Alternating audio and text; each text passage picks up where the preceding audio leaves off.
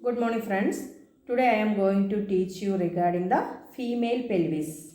So as you know that pelvis is gynecoid in shape and it is formed anteriorly by hip bones. So ilium, ischium and the pubis. Ilium, ischium and the pubic bones. So there are two hip bones which are formed by the ilium, ischium and the pubic bones. Either side there are two hip bones are there. Next, first we will see regarding the ilium. So, ilium forms the flared part which is present on the superior aspects. So, its superior border is iliac crest. Superior border is iliac crest which ends at blunt end. That is called anterior superior iliac spine. Below that anterior inferior iliac spine, that is of both sides. Posteriorly, here you can see posterior superior iliac spine and posterior inferior iliac spine over both the sides. So that is regarding the ilium. And in ilium there is a notch on the posterior aspect. See, this is a notch over the posterior aspect. Here you can see two notches are there. That is called greater sciatic notch. So one notch, here also one notch is there and here also one notch is there. So first notch is called greater sciatic notch through which sciatic nerve is passing. So sciatic nerve is greatest nerves in our body. So this is lesser sciatic notch.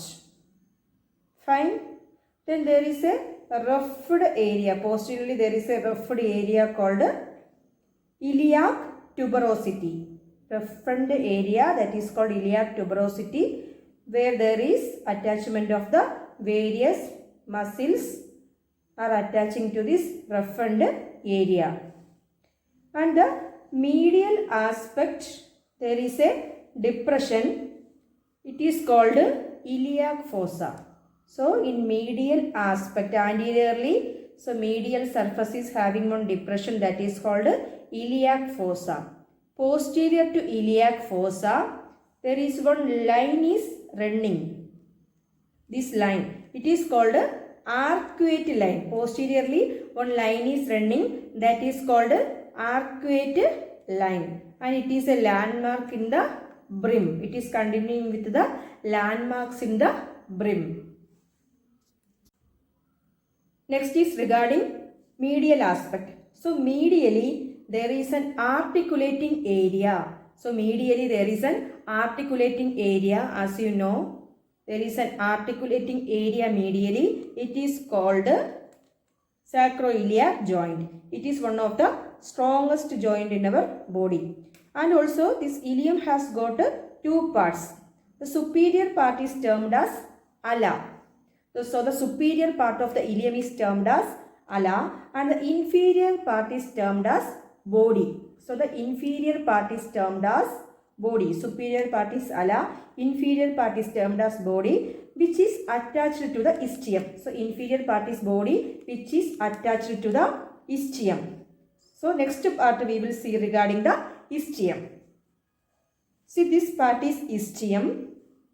From here to up to here. This particular part is called ischium.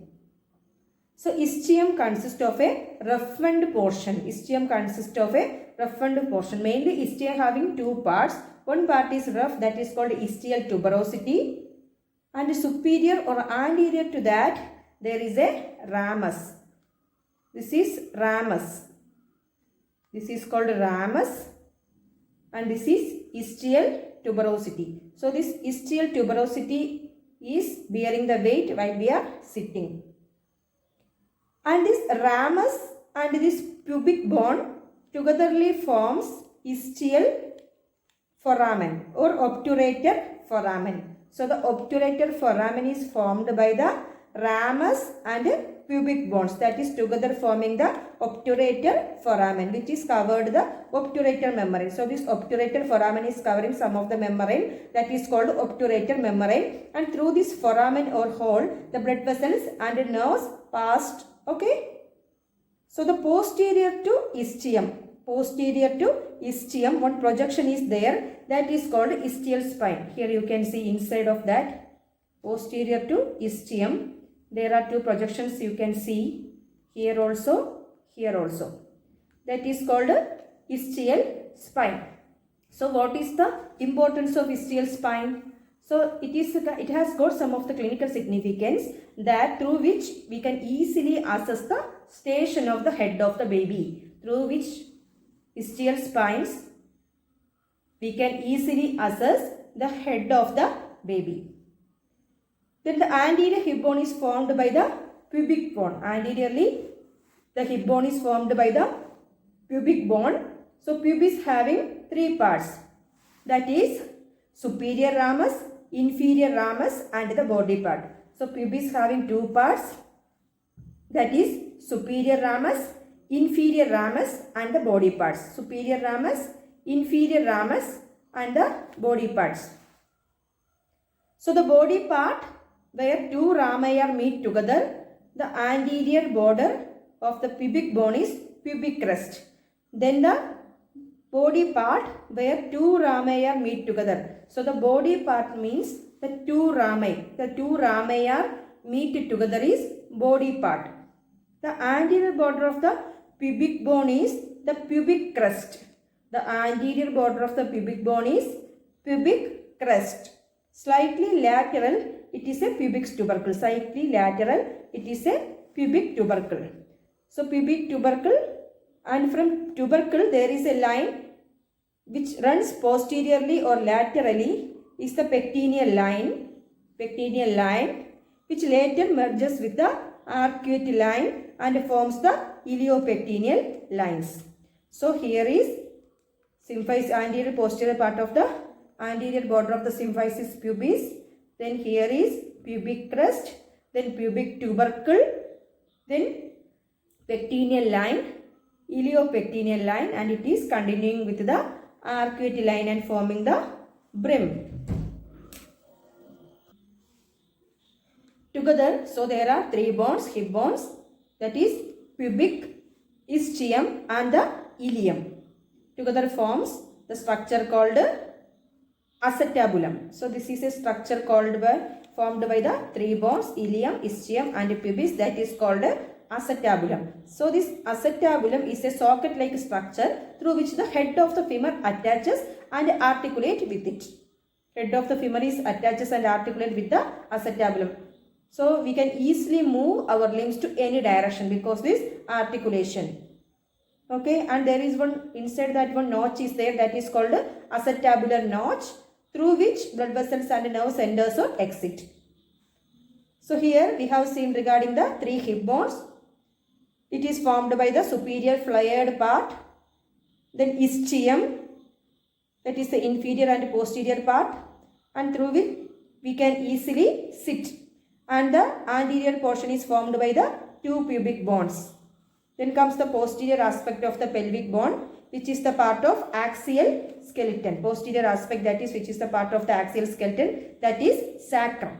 So the sacrum is triangular shaped bone. As you know that sacrum is a triangular shaped bone, and it is the formed by the fusion of the five vertebrae. And the anterior border is smooth and curved. As you know that the anterior border of the sacrum is smooth and curved. Okay. And in females, this bone is wider and shorter. Posteriorly, it is more roughened. Posteriorly, the sacrum is more roughened because it gives attachment for the various muscles.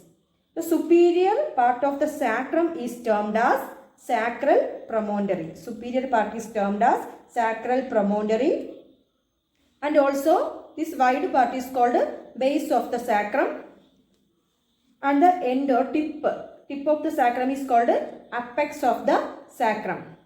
So on this superior part I already told anteriorly projected structure is called sacral promontory. This part is sacral promontory. This is an articulating surface. There is two articulating surfaces there on either side of the sacral promontory. And also here you can see near to that two articulating projections are there. So it is attaching with the lumbar vertebrae and forms the lumbosacral joints. And lateral aspect, there are two articular shaped structures which extends from the sacral promontory on either side. It is extended from the sacral promontory on either side. These are termed as sacral ala or wings of the sacrum.